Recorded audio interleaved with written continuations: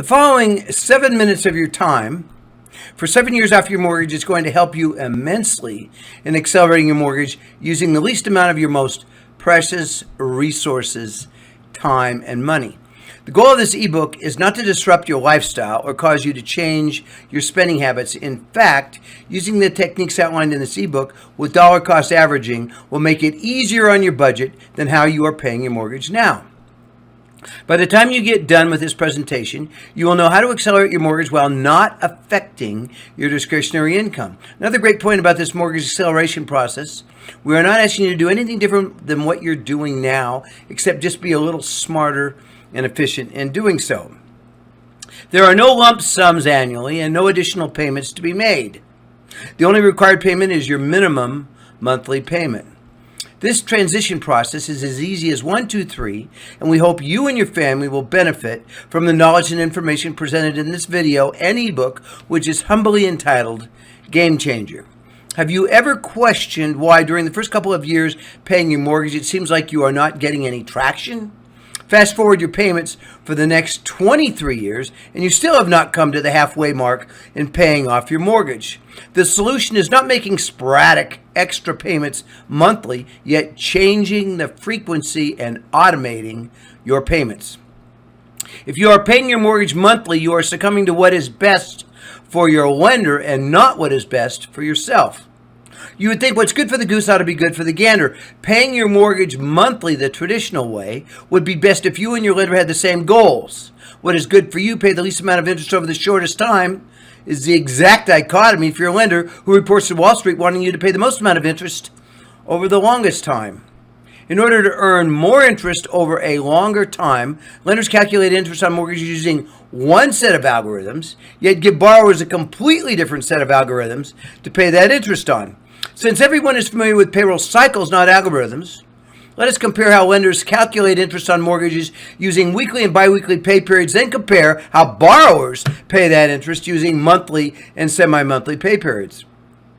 A similarity might be estimating the cost of a cab ride in miles, yet paying for it in kilometers. If you know someone who is paid biweekly, they'll tell you that they get paid 26 times a year on certain days of the month, like every other Friday, as opposed to those who get paid semi-monthly 24 times a year on certain dates of the month, like the 1st and 15th. If you've ever been paid weekly, you have undoubtedly noticed that you received a fifth check during the same month every 90 days. Or if you were paid biweekly, you would see that additional check during the same month every 6 months, which is something noticeably missing when you get paid semi-monthly.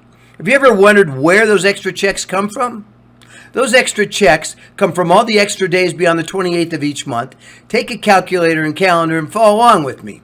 In January, you have 3 days, the 29th, 30th, and 31st. February is a push and lets it leap year. March, you pick up 3 more days, so on and so forth, until those extra days accumulate to 14, which is the month where you get paid 3 times. Well, has it ever dawned on you that your lender calculates interest on mortgages on that same 28-day cycle that employees receive biweekly payroll on? However, unlike your payroll department that deposits those extra income days in your checking account, your lender adds those unpaid interest days to your already huge outstanding balance. This is why you continue to feel like you're climbing uphill in sand. For every 3 steps you take, you slide back 1. Because there is no definitive definition of what a month is, it has given lenders wiggle room to capitalize on both the calculation and payment side of mortgages, profiting handsomely from their differences. Is the definition of a month the least common denominator, 28 days, or 4 weeks and 2 days, 4 weeks and 3 days, or is it the average of all the days in a month, 30.5? As long as all the days add up to 365 and weeks 52, it does not matter how many days there are in a month or months in a year. Some pharmaceutical companies, imagine this, use 26-day months so they can charge patients and their insurance companies for 14 months of prescriptions. Along the same line, lenders shorten months to 28 days, which the biweekly and weekly pay cycles are derivatives, packing 13 months into a year, thus giving them 1 more month of unanswered interest that is typically not paid and is added on to borrowers' outstanding balances. By clicking on the link below, you will find out how to align your payments with your lender's interest calculation cycles so more of each payment will go to treasured equity rather than in needless interest, owning more of your home sooner, retiring 6 to 7 years quicker, completely debt-free. Lenders have made sure that borrowers do not know about these extra days that have accrued to 28 by year end by making all payments after 12 optional, not requiring any notification that they are due or late. Lenders have commingled both cycles together so that they win both coming and going. Kind of like flipping a coin, heads you lose, tails I win. Payroll departments have not helped explaining the differences between semi-monthly and biweekly by implying 6 of one, half a dozen of the other. However, this is not about the end justifying the means, comparing apples to apples where employees who make the same annual salary are just paid over different cycles, one getting a little more, less often, semi-monthly, the other getting a little less, more often, biweekly. This is about deliberate mismatching.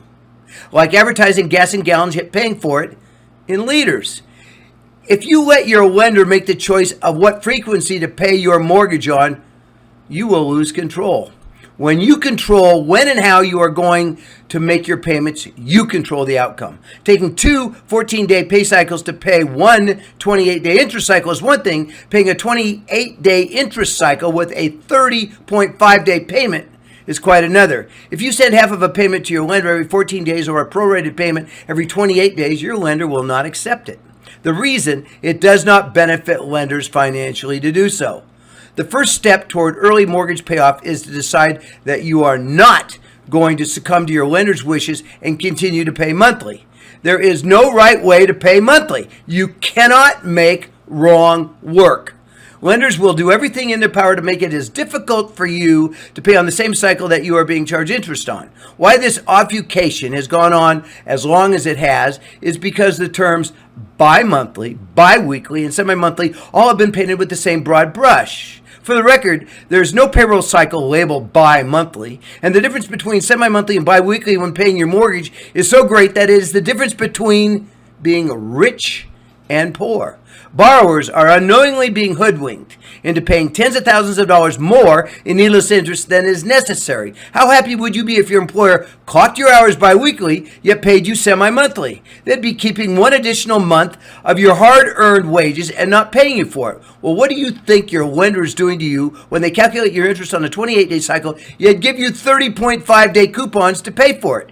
You would not let your employer keep those extra paychecks that you work so hard for, so why are you letting your lender keep those additional days as unpaid interest when they should be paid and they should be sent to principal? Besides being left in the dark about these extra days that fall through the cracks between lenders charging interest on shorter cycles and borrowers paying on longer cycles, lenders have installed speed bumps and detours to slow borrowers down from attempting to accelerate their loans. With historical data on their side, lenders know what does and does not work with regards to mortgage acceleration. What lenders won't tell you is that unless you are contractually obligated to a shorter-term mortgage or are on an automated system that dollar cost averages your pay cycles with your payment cycles, your chances of successfully accelerating your loan consistently, get a load of this, is less than 3%. Advice from lenders' public relations departments and 97% of the borrowers who you read about on the internet who talk the talk yet have never walked the walk are poor substitutes for the 3% of borrowers that have actually walked the walk, accelerating their loans themselves without automating their payments biweekly. If you had a 3% chance of winning, would you bet your financial future on it? Of course you wouldn't. Much of what you read about biweeklies on the internet are half-truths. Be careful what you take in, as you may have got a hold of the wrong half. It's easier for 100 borrowers to automate their mortgage acceleration, being debited half a mortgage payment biweekly, than for one to pay extra to principal themselves monthly. The greater the opportunity of independence and freedom to pay extra to principal, the greater the importance for regimentation. Automation is not the lack of self-discipline, yet the master of self-discipline. 14-day payments are on your side. 30.5-day payments are on your lenders. You cannot fail when you automate your payments, as it's like putting your payments on automated cruise control, where each payment carries with it the footprint of the next payment without you having to think about it. At the end of the day, borrowers who elect to not automate and pay extra to principal themselves monthly will confess, we have left unpaid those extra payments to principal which we should have made, and we have bought those things that we should not have bought. Borrowers should know for every dollar that they save in interest is one less dollar their lenders, stockholders will receive in dividends. It ought to be common sense that lenders are not going to help you lose money for them. This is why you must claim your free copy of The Game Changer, a step-by-step guide on how to turn the table on your lender and have more of each payment go to treasured equity rather than needless interest, owning more of your home sooner. Keep your same lender, loan, and minimum monthly payment. Have more spendable income while accelerating your loan. Do not pay one more month of mortgage payments without getting your free copy of The Game Changer. The information you are about to receive could change your life and will potentially move your retirement date up at least 6 years. This is a no-risk, no-payment offer. You do not need a credit card, and no one is going to bill you later. Hurry. This offer is for a limited time only, and there are no guarantees that this offer will still be available in the future. Thank you very much for your time and listening.